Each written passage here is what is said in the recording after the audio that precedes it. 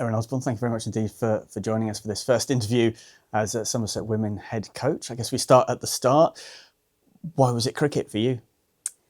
I think originally some just playing in the backyard, two older brothers and a dad who were very passionate about the game. And I actually went to my first game of cricket to watch my brother play, and they were short and dad was coaching. So I kind of got dragged into it. And from there, I fell in love with the game. I'm not entirely sure why though, because I was forced to bat with my brother every week, every Saturday, and we deliberately ran each other out. But somehow I fell in love with the game, and since that, from there on in, I've played ever since. And I think that was I was 7 years old. I'm now much older. I won't give away my age, but there's a real love and passion for the game and the people involved within the game as well. What point did you realise that it was going to be cricket for you as a career moving forward? I don't ever think I saw it as a career. From a really young age, I knew I wanted to play cricket for Australia. But back then, the women's team wasn't very visible. So, in my mind as a kid, I wanted to play cricket for Australia, but within the men's team, and not really understanding that, there was no actual women playing in the men's team, and that just never sunk in for me. And it wasn't until later that it became a genuine career opportunity.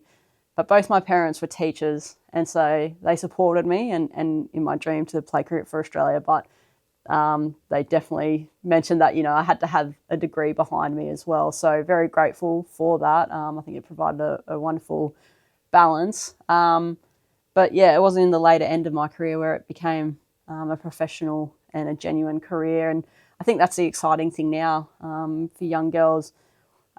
One, being introduced to the game and being able to see women actually on TV play the game, and some wonderful mentors there. But then also now it's a genuine career path. So it's come a long way in a short period of time, which is super exciting. That's the key, isn't it? Obviously, we've been working with Sophie Luff for years, and she's always talked about, the importance of if you can see it, you can be it. And that's so important, isn't it? Particularly, it happened a while ago in Australia. It's now finally kicking in over here that, you've got genuine female role models for girls in a career path that wasn't open to them 5-10 years ago. Yeah, absolutely. And it's been such a quick evolution of the game, and, and you don't want to forget where the game has come from either, and incredibly grateful for the players that have gone before and laid down that path to, make it an opportunity for young girls to be full-time.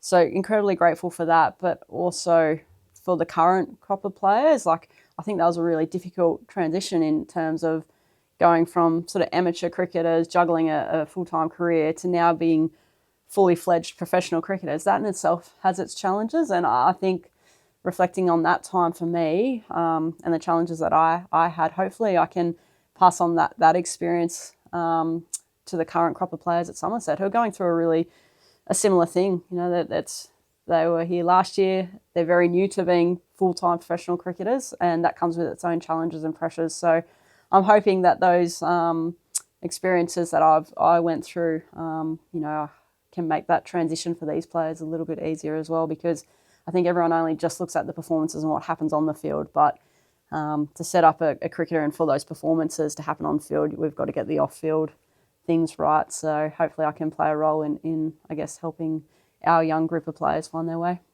You touched on the next point there. How important is it that, the current crop are aware of sort of the heavy lifting that's done by those who have gone before, the people who have carried the piano so that the current crop can play their music sort of thing? How important is it that young players are aware of the fact that, their predecessors had to juggle a full-time job, a family, kids, driving to games and cricket all at the same time, and having to do that and putting in the hard yards to help us get to where we are now?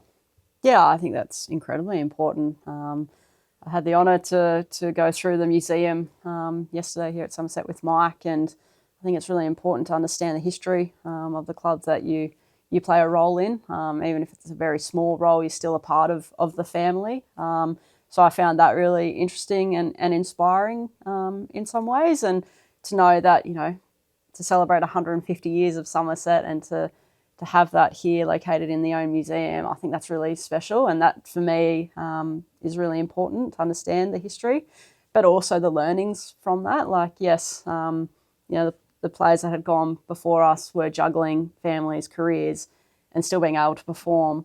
And whilst the players are now full-time cricketers, I think you can still learn from the past and understanding that there can be some real balance and perceptive on things. So I think it just keeps you grounded.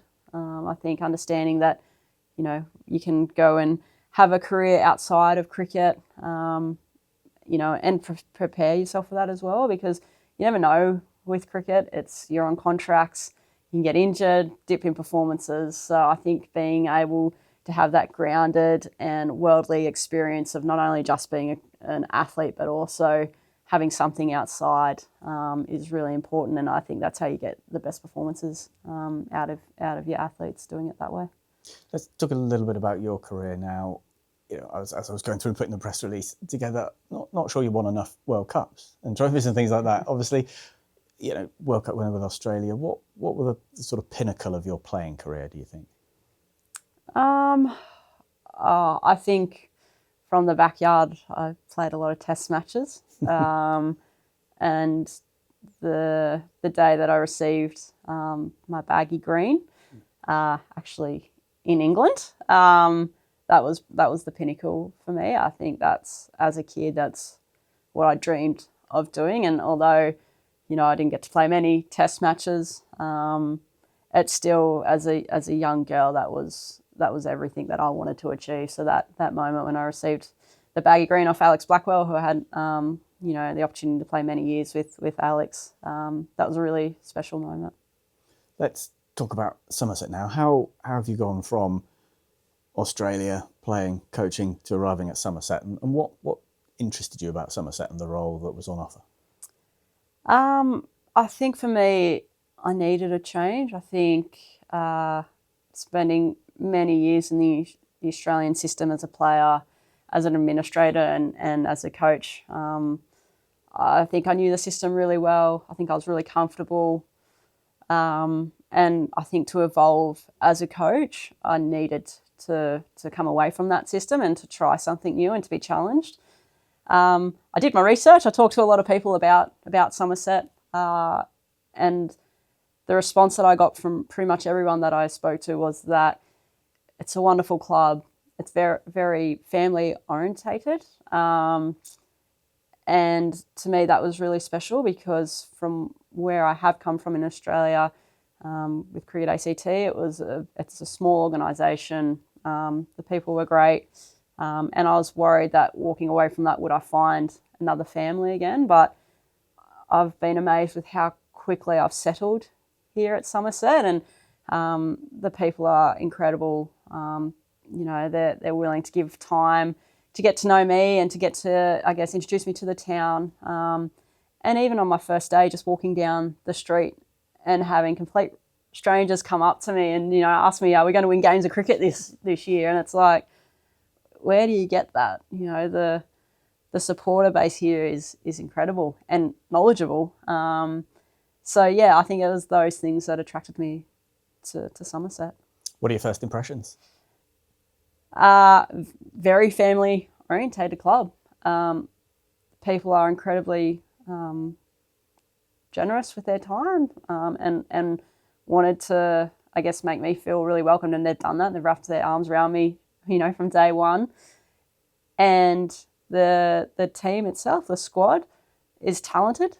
I think they're still trying to find their way in a professional environment and to understand what it is to get performances out of themselves. And so for me, I feel like I have a role in just trying to help find, I guess, the way that they want to play and who they are as a squad. And that's going to take a bit of time. As I said, they're only 1 year in. So I'm looking forward to going on that journey with them and to help, I guess, find their identity as a team, and but also to put in a few challenges there and maybe tweak the way that we go about things and how we play. It's such an exciting time, isn't it? Obviously, we've had the introduction of Tier 1 cricket. We've had that. The first season has now been and gone. We've got the second season coming up.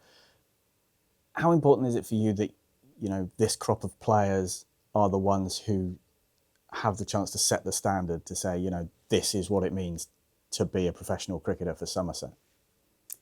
Yeah, I think it's a really cool opportunity for them to set that. I don't think as a coach coming in, I don't think necessarily that it's up to me to find their identity and what it means to them to play for Somerset. I think that's going to be a part of the journey that I'm going to definitely be a part of. But I think that's a really important aspect of unlocking is what does it mean to the current crop of players to be the first professional team at Somerset, women's professional team at Somerset.